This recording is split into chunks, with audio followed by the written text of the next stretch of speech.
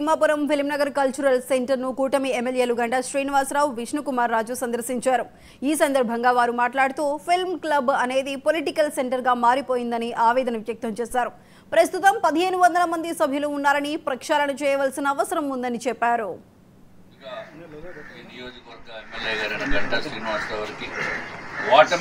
లేని నాయకుడు ఎవరన్నా ఉన్నారంటే అది గంటా శ్రీనివాసరావు ఈ రాష్ట్రంలో. దానికి ఇక్కడ భీమిలి అత్యంత వేగంగా అభివృద్ధి చెందే ప్రదేశము భీమిలి.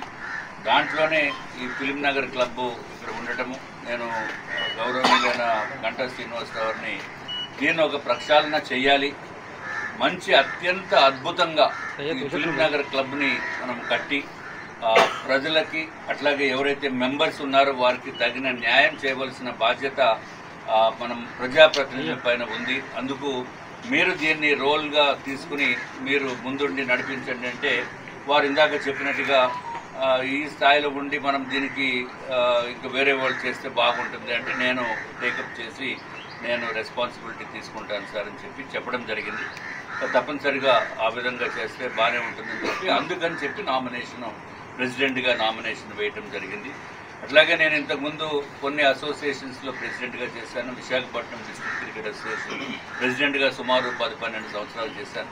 అట్లాగే ఐటీ పార్క్స్ అసోసియేషన్, మన విషుకొండ ఐటీ పార్క్స్ అసోసియేషన్ ఏదైతే ఆ రోజు 2015 ఇందాక చెప్పింది మీకు స్టార్టింగ్లో అదే ఎందుకు అసలు ఫిల్మ్ నగర్ క్లబ్ పెట్టాలంటే ఈరోజు ఫిల్మ్ యాక్టివిటీకి సంబంధించి ఒక కేర్ ఆఫ్ సెంటర్, ప్రొడ్యూసర్స్, ఆర్టిస్టులు, టెక్నీషియన్స్ మొత్తం అందరూ కూడా ఉండేదానికి ఒక కేర్ ఆఫ్ అడ్రస్ కూడా. దానికి మేము ఆ రోజు అనుకుంది ఏంటంటే ఒక కేవలం క్లబ్ అంటే ఏదో కార్డ్స్, స్పోర్ట్స్ ఇవే కాదు, టెక్నీషియన్స్కి ట్రైనింగ్ ఇచ్చే విధంగా ఒక డైరెక్షన్ డిపార్ట్మెంట్ లేకపోతే మిగతా అందరూ గ్రాఫిక్స్ ఏదైతే లేటెస్ట్ ట్రెండ్ ఉందో అవన్నిట్లో వైజాగ్లో ఈరోజు కళాకారులకు పదవలేదు, ఆర్టిస్టులకు పదవలేదు. అటువంటి అన్నీ కూడా చేయాలంటే ఒక యాంకర్ ఉండే ప్లేస్ ఉండాలి.